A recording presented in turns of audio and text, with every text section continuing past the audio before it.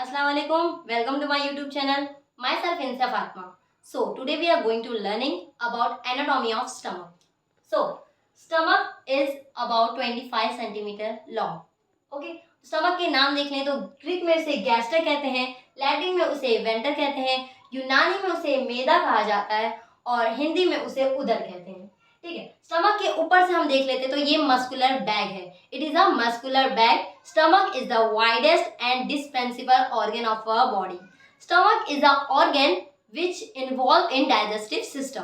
Okay, stomach की capacity अगर देखें तो एक न्यू बॉर्न में 30 ml उसकी कैपेसिटी होती है स्टमक की।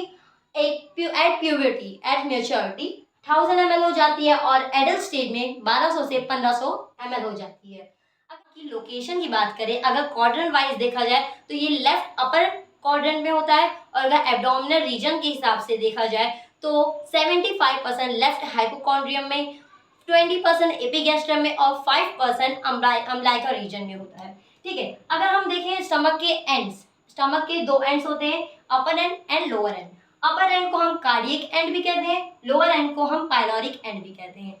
अपर end it connect lower part of esophagus and upper part of stomach and form gastroesophageal junction।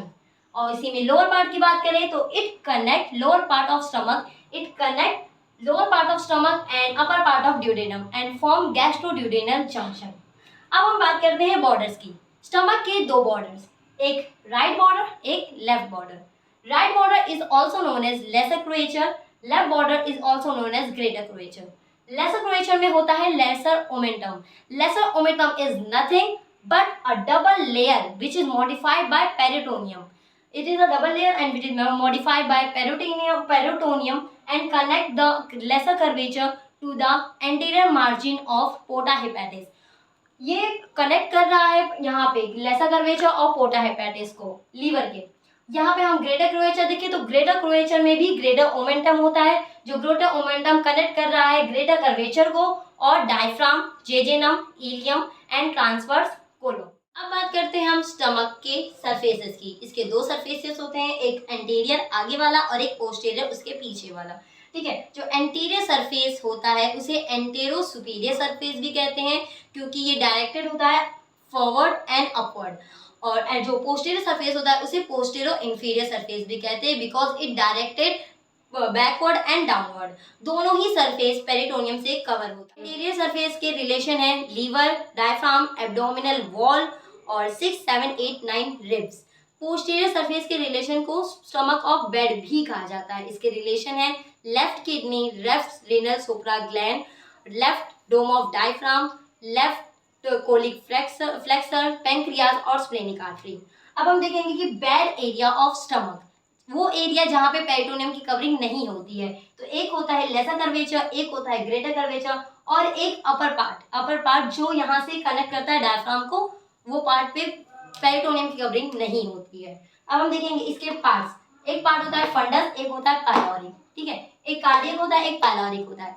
Cardiac के दो पार्ट फंडस और बॉडी, एक होता है पाइलोरिक। पाइलोरिक के दो part, pyloric antrum, pyloric canal. ठीक है, इन्हीं सब में ग्लैंड्स होते हैं। फंडस में फंडिक ग्लैंड होता है, बॉडी में गैस्ट्रिक ग्लैंड होते हैं जिससे दो टाइप के सेल निकलते हैं, secretory cell and non secretory cell. और यहाँ पे पाइलोरिक ग्लैंड में पाइलोरिक कैनाल पाइलोरिक ग्लैंड रहते हैं। बस अब बात करते हैं हम स्टमक के ब्लड सप्लाई की।